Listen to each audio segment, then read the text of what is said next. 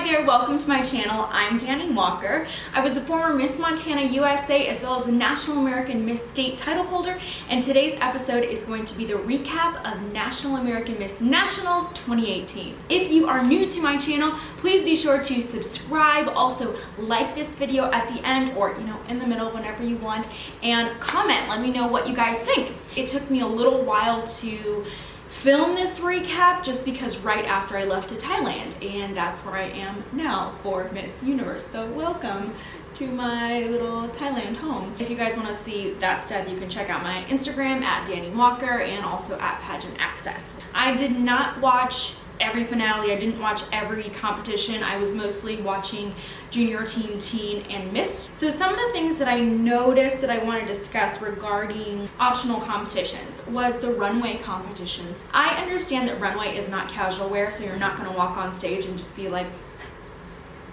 hey, hi judges, like big smiley face. The face for runway is a little bit more serious, but ladies, you have to really practice that face, and I don't think a lot of you thought about that at home. So just make sure that when you're practicing runway that you don't have like a completely dead face like this. You look really uninterested, or a lot of girls looked very angry in runway. You want to engage the muscles a little bit in the face, so it's just a little pulled up. It's very, very subtle and slight, but it keeps you from looking really angry. I get it. Everybody wants to add a cape or an overskirt to their outfit, but it's really important for the quality of your outfit, and so it's not distracting, that that cape or overskirt either perfectly matches the fabric of the original or is a great piece of fabric. So for example, I was seeing a lot of girls and they were literally wearing overskirts or capes that looked like they're their mom's curtains. It was that really cheap synthetic organza it's what you make curtains out of. Ladies, that's not what you use on stage. It doesn't have the right weight. It doesn't flow the right way on stage. The colors don't match your outfit. So if you are going to save and not buy an actual fun fashion type outfit from McDougal or from Giovanni that already has a cape or an overskirt, then I would say splurge on a beautiful cape fabric. It is not that expensive to go online. Heck, you can probably find it on Amazon to find a beautiful real silk chiffon or a real silk organza, and since you're only purchasing a couple yards, it won't be that expensive. It looks so bad on stage when you're wearing your mom's curtains out there. Don't do that. It's not Sound of Music. Casual wear, okay. I was surprised to see some sheer lace bodysuits. I get it, popular on Instagram, but not for NAM casual wear, that sheer braless look. Yes, I saw that. I know, you're amazed. Comment amazed below if you are also amazed. That's just, whew.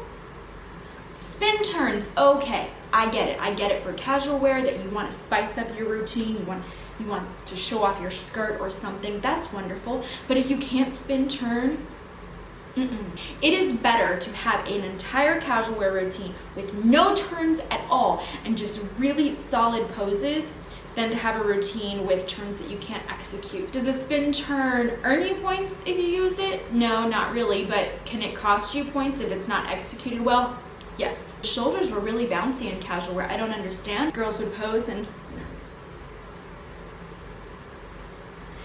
there was so much shoulder movement going on, and I understand like the slight little like a quick one, but maybe one at the end of a runway at a pose for younger divisions. Don't overdo it. I caught a little bit of the talent competitions for various age divisions, and a lot of my notes for the talent competitions are the same for some of my other videos, so I will actually link one of those videos right here up in the corner, because we need to talk about some ways to improve everybody's overall talent score. So those ways are up here, because really it's just the same notes. At NAM Nationals, the shape of the stage changes sometimes from year to year, so even if you aren't prepared for that, what I always suggest, ladies, especially if you're singing or you're dancing, to incorporate the entire stage. So not just the backstage like you would have at your state pageant, but also that runway section. If I were competing, I might enter on the backstage or enter from the side of the backstage, do something there. I like to hit both sides of the judges and then do something front and center for the audience as well as the judges. Another thing that I watched was Spokesmodel.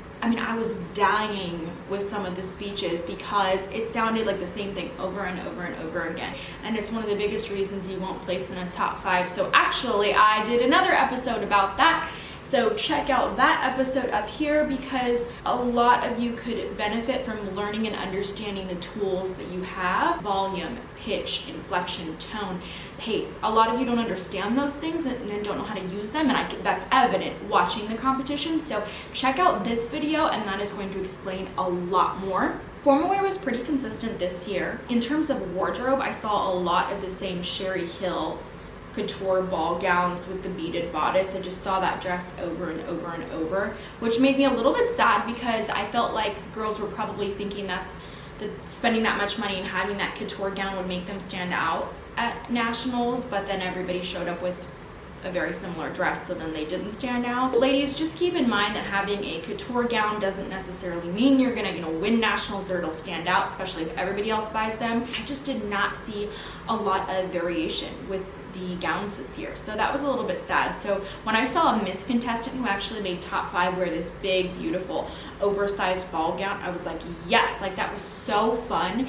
And she styled it with her hair up and she just looked so beautiful, and I was like, yes, like that was the right way of like standing out and doing that, and she made it to a top 5. But still, ladies, make sure that you are doing what's best for you in terms of styling. And I did hear behind the scenes some girls were choosing styling because another girl wore her hair that way. Sometimes styling your hair like another girl, even if it looked incredible on her, it's not the look for you. Test out your hair, test out your makeup, practice, try your hair and makeup with your gowns. Do not wait until you get to nationals to have a test run of that. What I really want to discuss this year is personal introduction, because I saw some things that I was like, why? Why is this happening? I was very surprised to see a lot of contestants standing with their legs spread apart. I never usually see that. When you enter a state pageant, when you go through an open call, that's on the report card, that you're standing in the model stance, that's your T stance. That is basic. Girls got to nationals and they were standing with their feet spread apart, either sideways or front to back. Please just close your legs for intro. Articulate your words. I understand it's nationals. Now you have a minute. Now you want to shove everything you possibly can into that intro, and it's not wise. Many girls were rushing an intro. They would go over time, and when they sound like this, nervous on the introduction, they don't even know what you're saying anyways, and it defeats the whole point. I suggest don't push your personal introduction to that minute. Some of the intros that I've written are at 45 seconds, but they are packed with valuable info and things that are easy to digest for the judges. I just heard girls rambling with awards and activities, and I was like, I didn't even listen to anything that girl just said. I have no idea. I mean, she's cute. That's about it. Cocktail dresses. No, cocktail dresses are not appropriate for your state competition, and especially not for your national competition. No, not a glittery cocktail dress, ladies. I didn't understand it. It doesn't make any sense to me, so please don't. Comment below. Just don't. Don't mix and match sets. I feel like maybe it's a mom thing when like moms help their daughters compete for a pageant and they've never done a pageant before. A mom will think like, oh great, here's a beautiful Calvin Klein interview dress. I'm gonna add a jacket on top of that. No! Unless your dress comes with a little coat, or if it's a matching suit, you do not need a jacket. Unnecessary. It looks terrible. It just looks like you're not matching. Don't sway, ladies. Do not sway. Many of you, that's your coping mechanism on stage. So while you're waiting for your turn, you're telling the judges that you're really nervous. Now I'm a judge, now I'm like, she's not handling this very well. I also saw girls that were standing there and just kind of like, not their turn yet, just checking out their shoes, checking out the dress. That's not the time for it. You do that backstage. When you're on stage, ready. I'm ready and I'm relaxed. Okay? It's weird when you're doing intro and you're just like this, just using your eyes. You look really frozen. You can move your head and look at the judges, because in normal conversation, that's what you would do. Do not time it perfectly. It shouldn't be like this. That's also weird. Or when girls like bob their head too much. I see some girls and they do this during intro. It just becomes something that detracts attention from your speech, and it's like, what is she doing? Why is she doing that? While you're standing in line waiting, please do not put your hands right here in front of your crotch. Looks like that. That looks uncomfortable. You look real nervous. For personal intro in terms of makeup, let's just take it easy on the highlighter. You don't need to have crazy amounts of highlighter. I get it, looks good on Instagram, not so much on stage. Evening gown earrings? Ladies, what are we doing? What are we doing wearing massive chandelier rhinestone earrings? Why do I even have to say this? Why is this a note? Please don't wear evening gown earrings for personal introduction, and certainly not for interview. It just, actually that's also a note for Runway.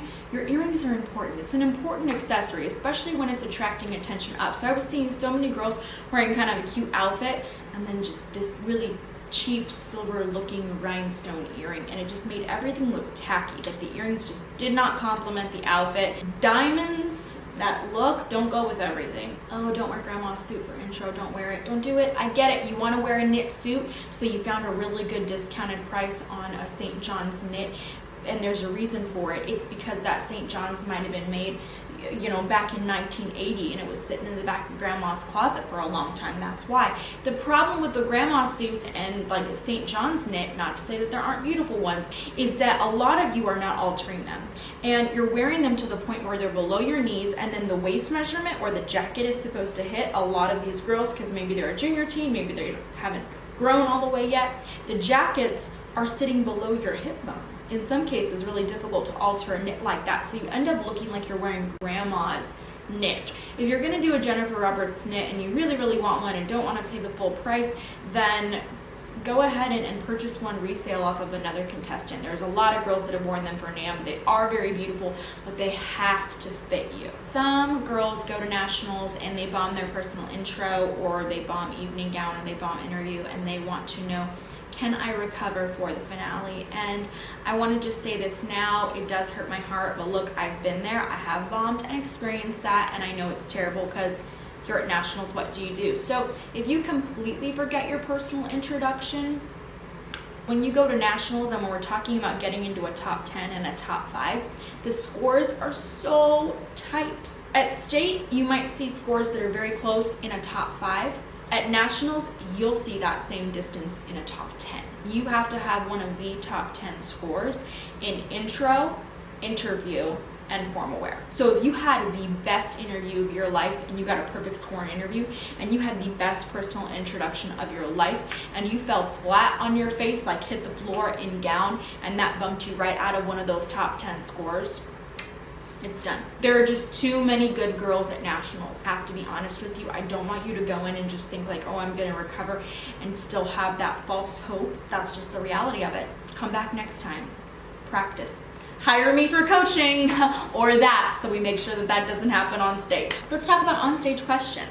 Okay. This year at nationals, it was a little bit different. They narrowed it to a top 10, then they added in a people's choice person.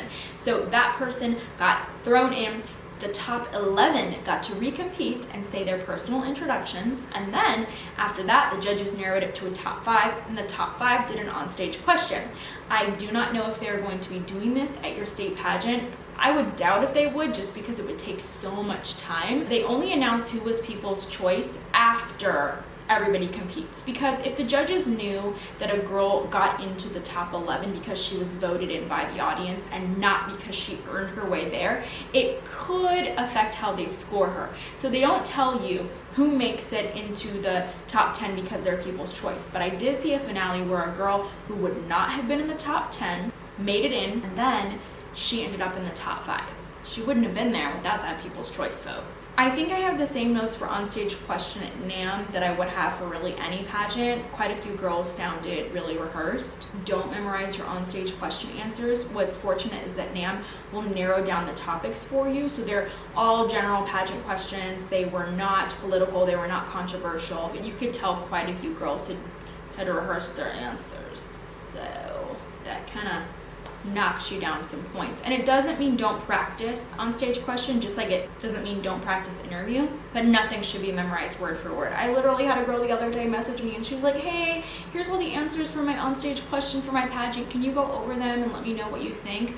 First of all, no, that would kind of fall under coaching. Second of all, no, that's insane. No, never memorize your answers for interview or onstage question. You sound like a pageant patty. You sound like a robot. It means you don't have a personality. How can they give you a crown? How can they trust you to represent an organization if the only thing you can do is memorize an answer and repeat it back. A bird can do that. You're not a bird. You're the queen. Thank you all so much for joining me for this episode. If you need some help preparing for your next pageant, then please email me at dannywalkermusic@gmail.com to book a coaching session. You guys can also get more information about that on my website, www.dannywalkerofficial.com. I do have a store now open on my website as well, so you guys can find pageant jewelry up there. You can find pageant accessories and things that you might need to be successful at your pageant weekend. And I also recently released a pageant interview journal. So that journal, it's a 30-day journal that'll take you through all the steps to develop your genuine, sincere, heartfelt interview answers. So I'm telling you, go check that out. It is something that I used and it made a huge difference for me when I was preparing for Miss Montana USA. So please check that out. Aside from that, guys, follow me on social media at Dani Walker and at Pageant Access. You guys can find me on Twitter too at Dani Lynn Walker. So thank you so much for watching this episode. I hope you enjoyed it and that you give it a thumbs up, share it with your friends, and learn something from it. Until next time, I'll see you guys later. Bye.